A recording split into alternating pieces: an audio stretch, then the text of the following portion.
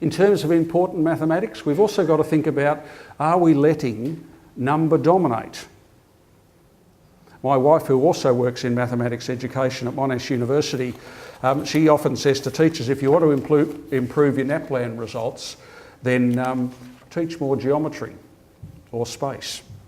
Because in fact, of course, geometry and space take up a large chunk of the NAPLAN assessment. Not that I'm terribly obsessed with NAPLAN particularly, but I think it's an interesting point. And so what kinds of things can we be doing? Can I talk about one that gets kids actively involved? And something that features within NAPLAN items quite often, and that's the different views. The idea that your view of a particular object, of course, depends on your position. And students aren't terribly good at these sorts of items. On these tests such as NAPLAN. Here's an activity, you've got the kids in a circle, these are grade 4s, there are 3 objects in the middle, and I gave every one of the kids a little whiteboard.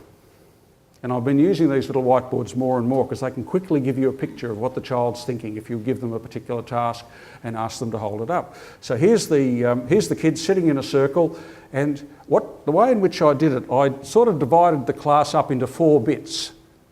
So this particular group here, they had to draw a picture of what Holly the dog would see looking at these 3 objects. These kids along here had to draw a picture of what George the gorilla would see. These people have got Clarence the cow, and here we've got Bobby the bear. So they're all in a different position and they have to draw a picture of what the animal will see. Now, those of you who've done something like this won't be at all surprised to know that sometimes what the kids actually will draw is the animal, not the view that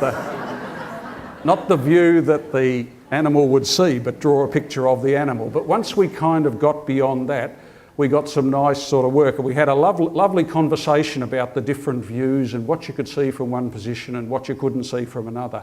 And then, fortunately, when I'm teaching, there's usually several teachers in the class, so I sort of put one teacher on each side so we could contrast what the teacher was drawing with what the children were drawing. You can see it there. There's a bit of a range as each group reported back and showed the rest of the class their drawings. And at one point, I needed to get this little girl, she said Clarence the cow could only see the hat box, because that was what was dead in front, Clarence the cow. And so I got her down on the ground and I said, tell me what you can see. Because I don't think I was going to be able to convince her in any other way that in fact Clarence could see other things apart from the hat box. But I throw that in because spatial visualisation, it's an important aspect of mathematics for future study, for everyday life, and yet I don't think we give quite the emphasis to that we could.